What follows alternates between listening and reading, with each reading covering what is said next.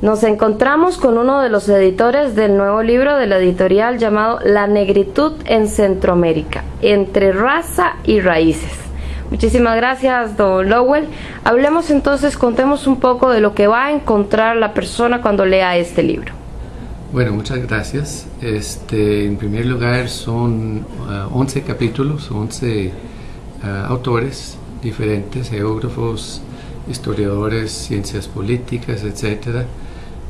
Los capítulos tratan desde la colonia hasta principios del siglo XX, mediados del siglo XX, Guatemala, Honduras, Costa Rica y Nicaragua, sobre todo, se tratan los capítulos.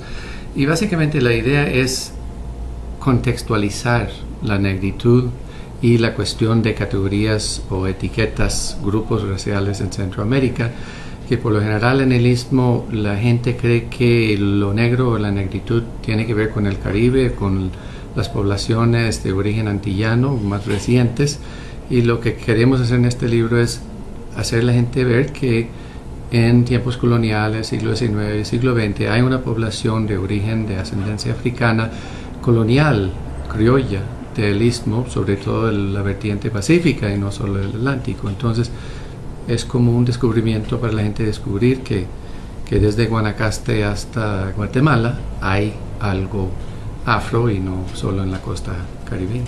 ¿Por qué el interés personal de hacer este libro y cómo fue el proceso? ¿Desde cuándo trabaja usted en esta obra?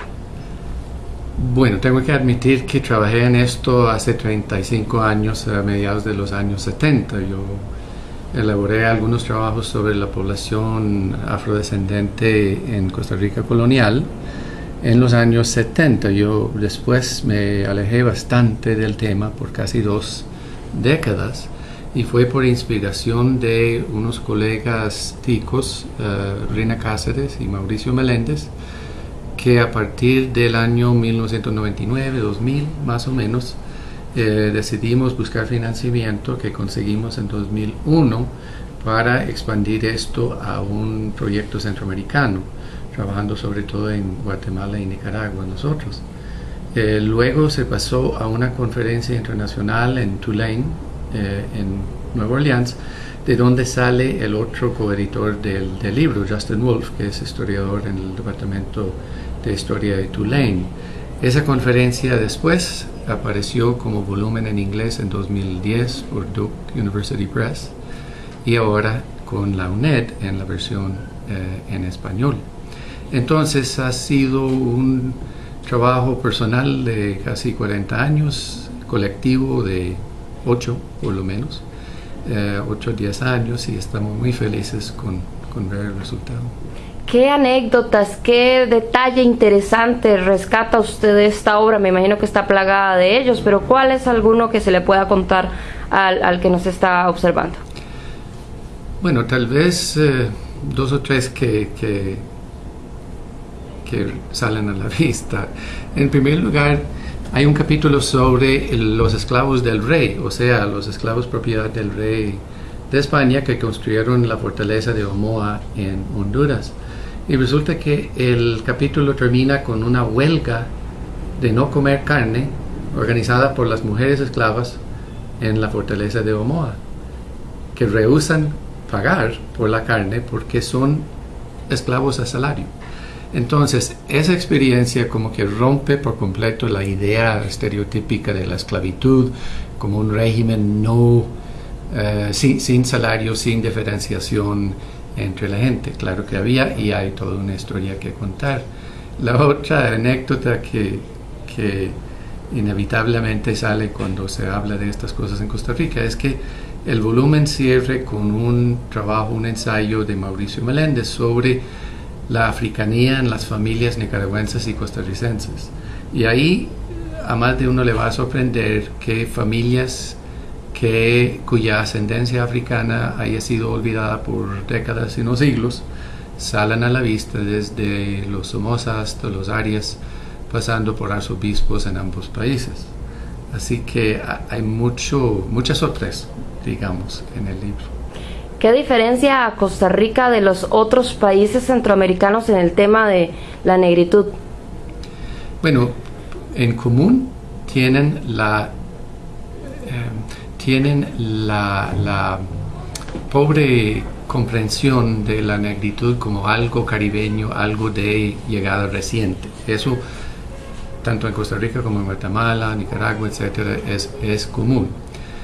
Otra cosa que posiblemente diferencia a Costa Rica de los otros países centroamericanos es la debilidad o el no reconocimiento de la mulatez de tanta figura política social de la élite en el siglo XIX. En países como Nicaragua y Honduras es más abiertamente reconocido y fue más abiertamente reconocido en el siglo XIX, mientras que en Costa Rica hay una cierta leyenda blanca de la no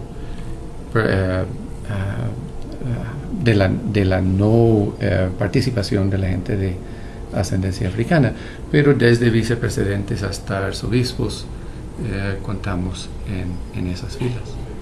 El tema de la esclavitud en Costa Rica se debe de tocar, me imagino, en este libro.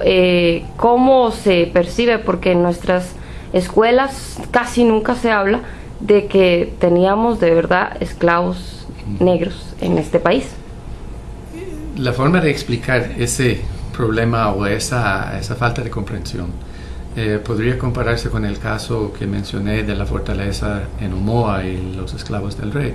La gente no se imagina que esas poblaciones disponían de moneda, fueron pagados, tal vez una forma de no pagarles la comida, pero al final de cuentas manejaban metálico. En Costa Rica, el estudio de la esclavitud ha demostrado hace mucho que como los esclavos, entre comillas, cultivaban el cacao en Matina, ellos mismos disponían del metálico o participaban en las redes comerciales que llegaban hasta Panamá y hasta Nicaragua. Hay un capítulo en el libro escrito por Russell Lowes sobre Matina y la participación de la población esclava y liberta en la riqueza proveniente del cacao. En el trabajo mío sobre Diriamba en Nicaragua en el siglo XIX, tomamos noticia de un descendiente de esa experiencia, un señor que se llamaba Miguel Pacheco, que era inmigrante tico hacia Nicaragua. Su papá en Cartago también se llamaba Miguel Pacheco y fue esclavo del factor de tabacos, o sea, el señor más pudiente y rico del país.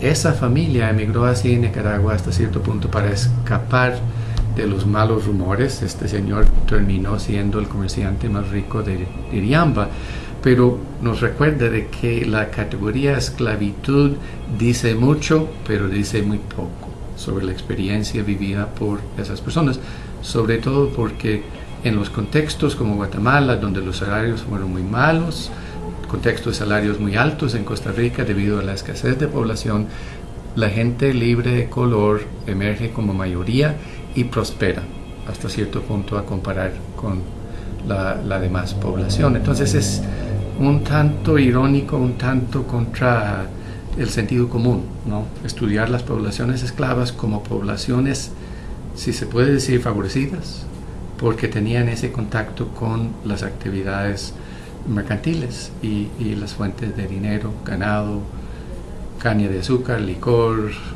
la producción de cacao, etcétera, etcétera. Muchas gracias.